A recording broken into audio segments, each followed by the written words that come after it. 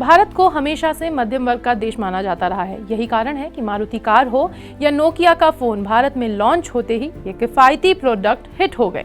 लेकिन अब लगता है ये दौर बीत रहा है। कंपनियों को भारत में अपनी सस्ती चीजों के खरीदार ढूंढने से भी नहीं मिल रहे हैं। यही वजह है कि मारुति को जहां एंट्री सेगमेंट की कारों की बजाय मिड और एसयूवी सेगमेंट में ज्यादा ग्राहक मिल रहे हैं, वहीं ऑडी जैसी लग्जरी कारें भी बिक्री में 88% की ग्रोथ दर्ज करा रही हैं।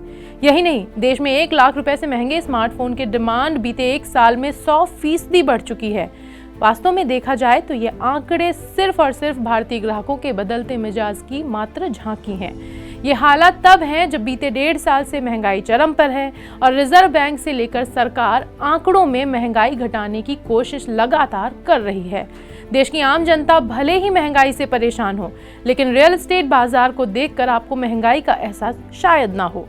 नाइट फ्रैंक की रिपोर्ट के मुताबिक मकानों की कीमतों में जोरदार उछाल आया है। कोलकाता में मकानों के दाम 7% बढ़े हैं, बेंगलुरु और मुंबई में 6%, पुणे में 5%, अहमदाबाद और दिल्ली एनसीआर में 4% बढ़ चुके हैं। लेकिन इसके बावजूद देश के 8 बड़े शहरों में घरों की बिक्री 12% बढ़ गई है। पिछले 6 सालों में ये बिक्री किसी भी तिमाही बिक्री का सबसे ऊंचा आंकड़ा है।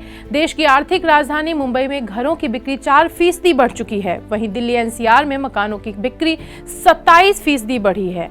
कोलकाता में तो मकानों की बिक्री डबल हो गई है। इसके अलावा बेंगलुरु, चेन्नई, हैदराबाद और पुणे में भी घरों की बिक्री में 20% तक की तेजी दर्ज की गई है। लेकिन नाइट फ्रैंक की रिपोर्ट की अंदर से पड़ताल करें तो आंकड़े आपके माथे पर बल डाल सकते हैं। देश में पहली बार 1 करोड़ रुपए महंगे घरों की बिक्री 50 लाख से सस्ते अफोर्डेबल घरों से ज्यादा हो गई है। देश के महानगरों में जुलाई से सितंबर के बीच बिकने वाले 24,143 मकान जहां 50 लाख से कम कीमत के थे, वहीं इस तिमाही में बिके 28,642 मकान 1 करोड़ रुपए से ज्यादा कीमत के थे। 1 करोड़ से महंगे मकानों के सबसे ज्यादा खरीदार दिल्ली एनसीआर में पाए गए। यहाँ बिकने वाले 8,000 से ज्यादा मकानों की कीमत 1 करोड़ से भी ज्यादा थी।